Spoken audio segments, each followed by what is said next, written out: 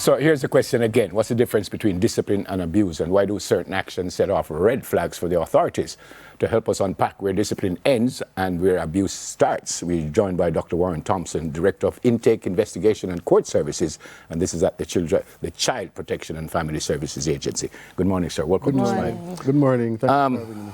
I think everyone knows why we're having this discussion. Right. I think the lady's name is Rosalie. Yes. And we don't have to get specific about what was happening, but how did you find out that something wasn't so right there? Right. So it's 2025, so almost everything is now on social media. Mm-hmm. And as you know, Rosalie is a media personality. So she would have been making pronouncements online about what she wanted to do to the children, how she wanted to hurt them. And we got a lot of messages, persons who were concerned that she may really harm the children. Interestingly, what is important for us to note is that Section 6 of the Child Care and Protection Act says that you should report child abuse where you suspect that it has happened, is happening, or it is likely to happen. Now, we would have made some efforts to reach out to Rosalie to see how we could provide some support.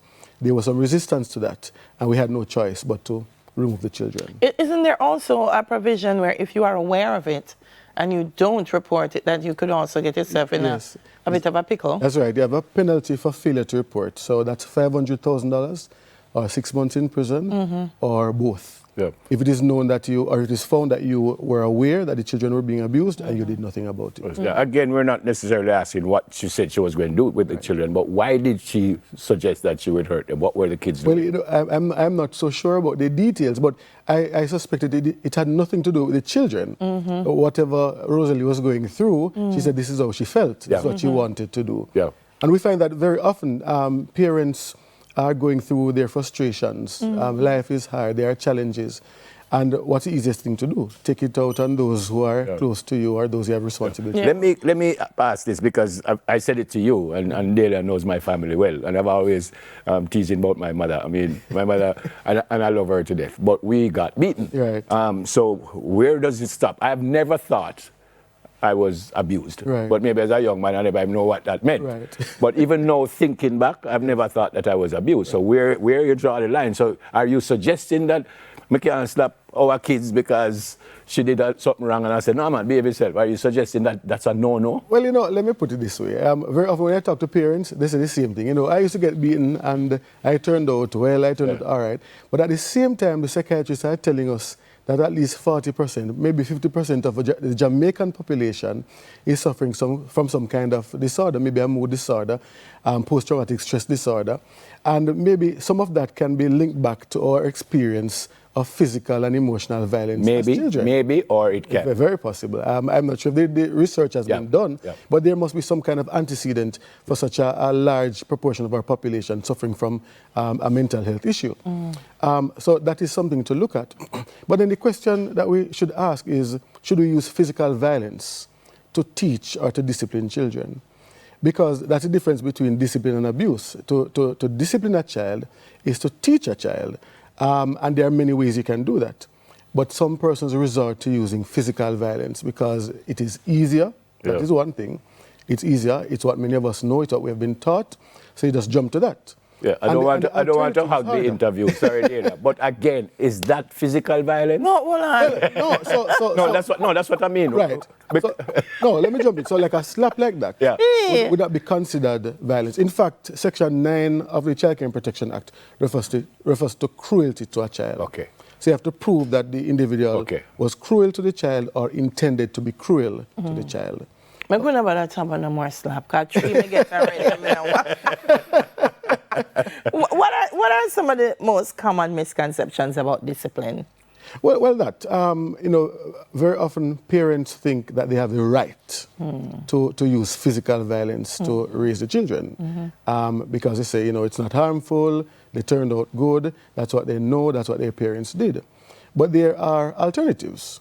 And very often parents don't have the patience to learn or to apply the alternatives. Conversations with your children, what are the expectations? Very often we don't talk with children to say, this is the behavior that I expect of you. But we don't set those expectations. But when they mess up, we beat them and say, don't do that.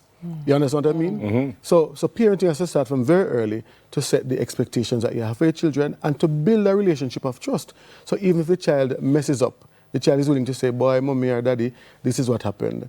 And then you can have a conversation to say, all right, don't do it again, or whatever the thing might be. Withdrawal of privileges. There are many things that you can do, right? Right now, my boys want to go and play football after school. So did you do your homework? You know, whatever it is. Yeah. You have to apply some consequences for the actions, but there are consequences that can apply without using physical violence. And I think that's what we're trying to see. I'm listening to you, Dr. Thompson, and I'm wondering to myself, are there enough support systems for parents in Jamaica? Just on the weekend, there was a young lady and she was saying, listen, I have a sibling, but in get trouble. And he hard of hearing. So where the rest of us don't get the beating, him get it. Because it gets to a point where the parent feel like there's nothing else that's really appealing to your ears but the beating. Right. And I feel like, you know, when parents get to that point, is there somewhere that they can say, listen, I'm frustrated, I don't know how else to do this. Help me to help this child to grow. Of course, the Child Protection and Family Services Agency is here. Once a parent is having a challenge, reach out to us and we see how best we can provide support. Then, of course, there's a National Parenting Support Commission. They have parent mentors. They have the parenting circles, I believe.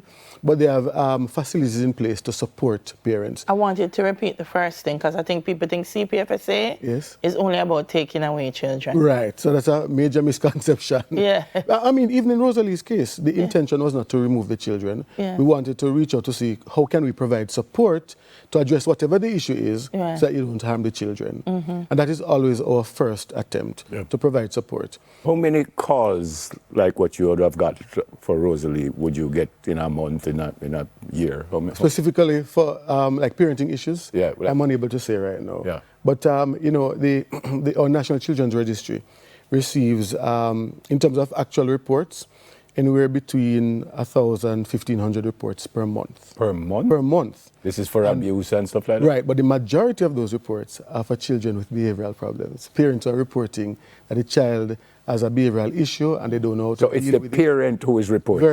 Very often. Parents are reporting. But you're not getting a whole lot of calls about people being abused? Yeah, man, we still get a lot of those. A lot? Yeah, man, we still get a lot of those.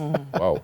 We get a lot of those. I'd read a survey or some study that had been done that children were expressing that shouting at them, calling them names, was as harmful as the physical. Right. Is that also a misconception in Jamaica that if I shout at the child, sticks and stones. words will never hurt me? No, I think that's back then.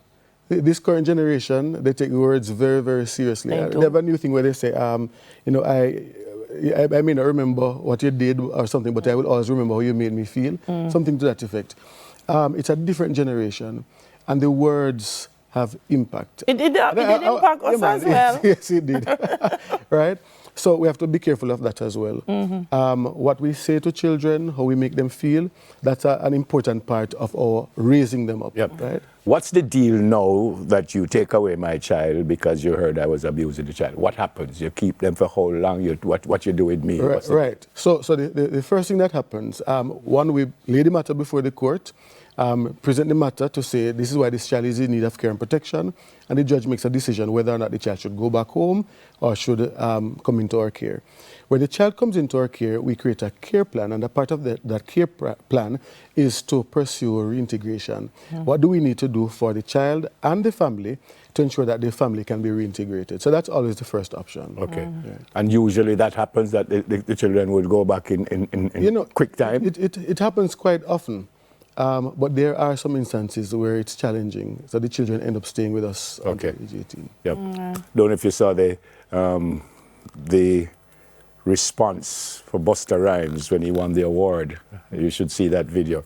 He said he was born in Flatbush, New York, to Jamaican parents, and he said at that time he grew up in a community. He said, and the community knew that if him ramp, even though Delia wasn't his mother, Delia could have beat him. And him say when him reach home, him will get the next beat because Delia did beat him. And he was saying, it's not the community we call it. Him say you grow. The village. The village. Yeah. So him say the village. And that was so interesting. If you get a chance, everyone needs to watch that.